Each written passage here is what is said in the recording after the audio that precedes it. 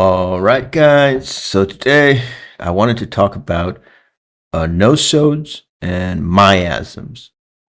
So, nosodes and miasms. Nosodes are basically homeopathic remedies made from diseased tissue, specifically the diseased tissue of certain health conditions caused by infectious agents like gonorrhea or syphilis, very serious diseases, right? The homeopathic remedy made from gonorrhea is called meterinum. The homeopathic remedy made from syphilis is called syphilinum. They also make remedies from like influenza, which is called influenzinum, a Latin name, right, of influenza, of the flu. And so those are nosodes, okay? This is kind of an introduction for people who don't know much about this. And we have the miasms. Miasms are kind of predispositions towards disease created by infectious disease, which can be passed on through the generations. It's a very abstract concept, but you have miasms, for instance, the gonorrhea miasm. So in the past, in the distant past, gonorrhea was very common, right? And a lot of people had it, and it has created a certain predisposition to disease, which we have inherited to our modern age. So nowadays, people have this predisposition, weakness towards certain disease conditions, which were ultimately caused by a large segment of the population having gonorrhea. And the miasm formed by gonorrhea is called the psychotic miasm. So not PSY, but just SY, psychotic. Yeah. So those are nosodes, and those are the miasms. So what you have to be mindful of when you study homeopathy, when you look into homeopathy, or when you are kind of looking at hunting for a good homeopath, right? You're sick, you're looking for a homeopath, and you don't know who to trust, or you're a student of homeopathy, you don't know who to trust. How should nosodes and miasms, what's the deal with them, right? So what you have to be aware of is that a large segment of the homeopathic profession nowadays practices miasmatic homeopathy, which means that they give preference to nosodes and they give preference to quote, clearing up miasms in the patient. And that's basically wrong, okay? It's another misconception that was started by someone and has permeated the whole professional community. And a lot of people have adopted it as the ultimate truth. So basically always searching for miasmatic weakness and always giving preference to treating people using nosodes. And you might see these people, you will see these people advertising their services, and they will say that I practice miasmatic prescribing, or I have my own kind of method, which is very unique, which focuses on miasmatic prescribing. So my advice is to run away in the opposite direction as fast as you can, okay? Because it's wrong, okay? There is a fixation on miasms because homeopaths have to come up with some way to market themselves, right? It might be just that, and they have to say that they're the special ones, basically, and they're kind of better than the other ones because they have this special method.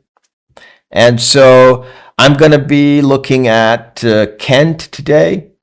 If you don't know, Kent was one of the fathers of homeopathy and one of the greatest minds of the 19th century, and undisputed, and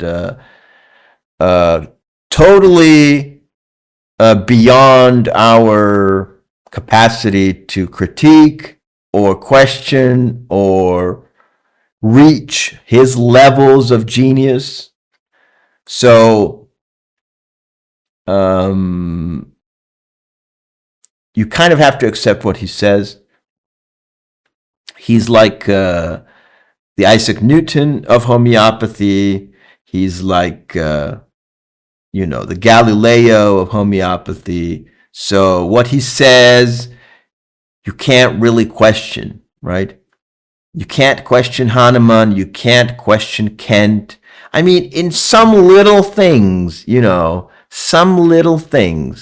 we can kind of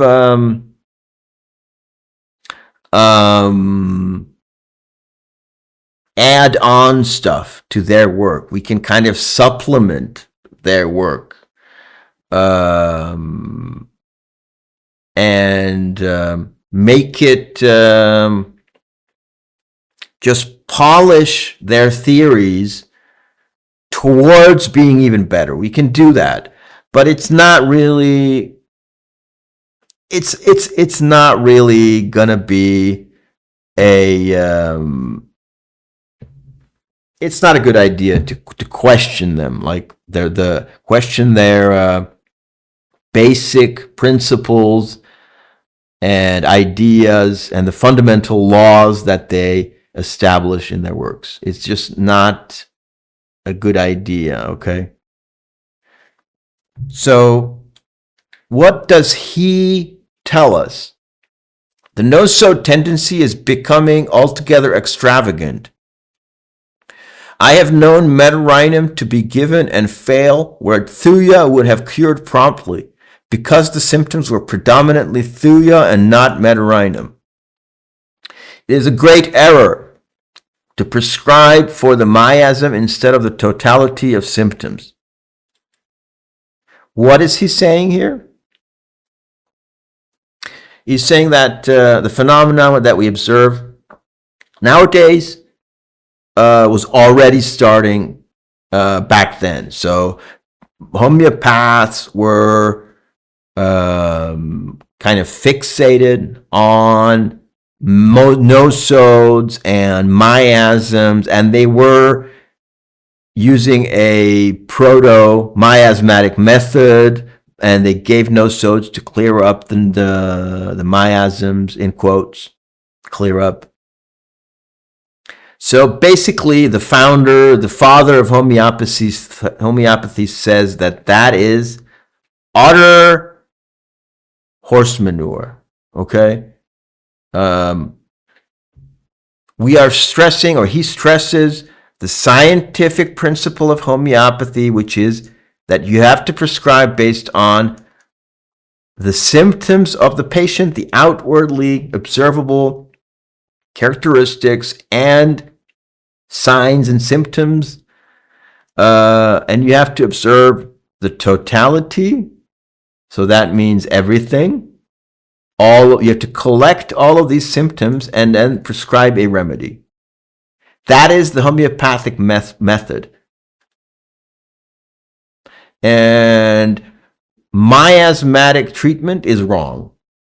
Right? Basically, that's what he says. Okay? So how do you use miasms in homeopathy? That's a very complicated discussion. I don't want to get into that. How do you prescribe nosodes in homeopathy? Based on the symptoms. Okay, so if you have the symptoms of a nosode, you can prescribe it. That's my that's just directed towards my fellow professional fellows in homeopathy. That's how you use nosodes. Okay, if you have the symptoms, you can prescribe it. That's what Kent says. You're only allowed to do that. You're not allowed to prescribe for the miasms. And if you're a patient looking for a homeopath, kind of avoid the homeopaths that advertise a miasmatic method or whatever. Okay.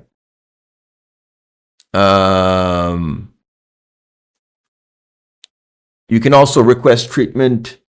I actually provide treatment, so you can request treatment from me.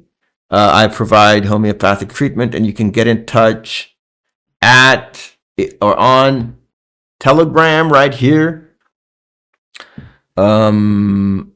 I have a kind of a guarantee that I provide that I will use when you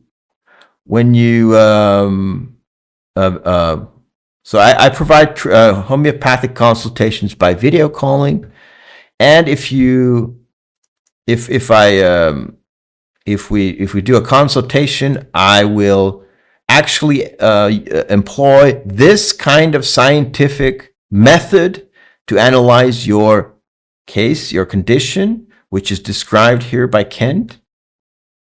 And I will not use the miasmatic method, so-called miasmatic method. And so if you're looking for that kind of a professional homeopath, then you can get in touch with me. But of course, there actually are quite a lot of homeopaths who stick to classical scientific homeopathy. It's not just me. But I don't know. You might as well get in touch with me because I am right here. So that's it for today. Thank you so much and take care.